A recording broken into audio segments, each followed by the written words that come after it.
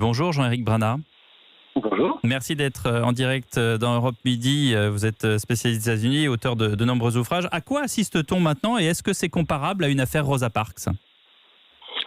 C'est comparable à une autre affaire qui a eu lieu en 2014, qui était la mort d'Eric Garner, dans lequel on avait également un homme qui avait été asphyxié lors de son arrestation par des policiers. Et ça s'inscrivait dans un contexte de mort par des policiers qui était un petit peu à répétition et qui affolait la communauté afro-américaine, qui avait l'impression de subir un racisme systémique, comme l'a dit Joe Biden il y a 2 jours.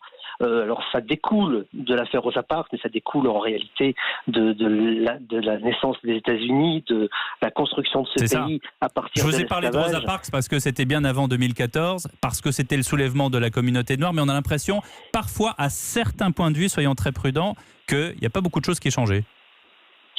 Il y a toujours effectivement 2 sociétés qui marchent l'une à côté de l'autre. Et encore une fois, j'évoquais les propos de Joe Biden tout à l'heure, mais ils sont importants parce qu'on est dans un contexte de campagne électorale et de savoir comment on va construire l'avenir est aussi important pour l'analyse d'aujourd'hui. Alors quand il dit il faut aujourd'hui se pencher sur cette question-là pour pouvoir rapprocher les points de vue et sortir de ce problème si on y arrive, mais rappelons-nous, c'était déjà la promesse de Barack Obama en 2008, donc on est à nouveau dans cet espoir d'une société post-raciale. On a vu que ça avait été compliqué, ça va encore être très compliqué. Jean-Éric Brana, à Minneapolis, ce ne sont pas les premières émeutes de ce genre. Est-ce que il y a un contexte social particulier ? Alors, il y a un contexte social partout où il y a ce type d'émeute. Effectivement, c'est pas tant le racisme que la pauvreté qui est en cause. Puisqu'à chaque fois, on se rend compte que la population afro-américaine, c'est celle qui souffre d'un déficit de santé, d'emploi. On l'a vu avec logement. le Covid, d'ailleurs. Ouais. Mais bien entendu. Donc c'est l'ensemble. En réalité, il y a un déficit d'espoir pour cette société. Et c'est là où il faut agir avant tout. C'est comment réintégrer les gens en leur donnant l'espoir de pouvoir eux aussi participer à ce rêve américain. On est en réalité toujours avec la même problématique.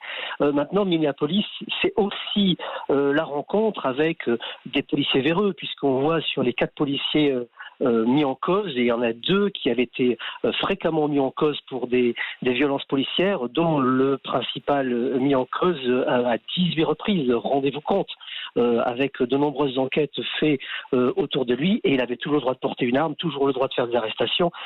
Ça pose un vrai problème au niveau de la police américaine, qui doit être également revue de façon forte. Donc il y aura dans cette campagne une question de la réforme de la justice et la réforme de la police.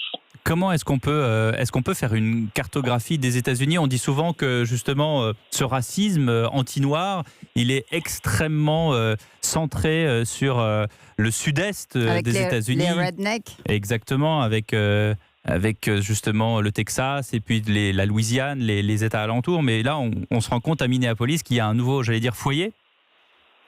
Non, c'est pas un nouveau foyer. En réalité, si l'esclavage était centré dans le Sud au moment de la construction des États-Unis, c'est parce qu'il y avait la culture du coton ou du tabac et qu'il fallait cette main-d'œuvre. Donc c'est là où vous trouvez effectivement la plus grosse population afro-américaine encore aujourd'hui. Mais quand il y a eu la révolution industrielle, beaucoup ont traversé les États-Unis, ils sont allés dans le Nord, donc tout ce qu'on appelle aujourd'hui la ceinture de la rouille, qui a été la ceinture industrielle pendant très longtemps, dont le Minnesota est à la lisière ouest. En remontant, vous trouvez une population afro-américaine très forte dans tous les États. Donc en remontant, vous avez l'Illinois, le Wisconsin, le Michigan, la Pennsylvanie. C'est effectivement, dans la plupart de ces villes-là, un quart de la population, voire plus, qui est afro-américaine. Et généralement, c'est la population la plus pauvre. C'est eux qui occupent les emplois d'ouvriers ou de non qualifiés. Donc voilà, tout cela, c'est une reconduction sociale. Vous qui avez écrit notamment, je dis notamment parce que vous avez écrit beaucoup d'ouvrages, mais notamment sur Donald Trump, comment est-ce qu'il peut s'en sortir ? Écoutez, je trouve que Donald Trump là s'est fait totalement piéger. En réalité, il vient de se faire cornériser en 4 mois sur 4 points. Il y a d'abord la crise sanitaire qu'il n'a pas su très bien gérer au départ, et là, il s'est fait dépasser. Derrière, il se fait cornériser par la crise économique qu'il ne maîtrise pas, et donc il doit subir et voir lui tomber dessus, si je peux m'exprimer ainsi. Et c'est que le début, oui. Et il y a maintenant une crise sociale qui ne gère pas très bien, puisqu'on voit que ce tweet malheureux va effectivement mettre le feu aux poudres. Et en plus de cela, il se paye un conflit avec son réseau social préféré, ce qui est, à mon avis, très contre-productif et dont il n'avait pas besoin actuellement pour sa campagne. Donc elle est effectivement en très grand danger, cette campagne. Merci beaucoup Jean-Éric Brana d'avoir répondu à nos questions. Et sur ce sujet, le président turc Erdogan dénonce un meurtre raciste et fasciste.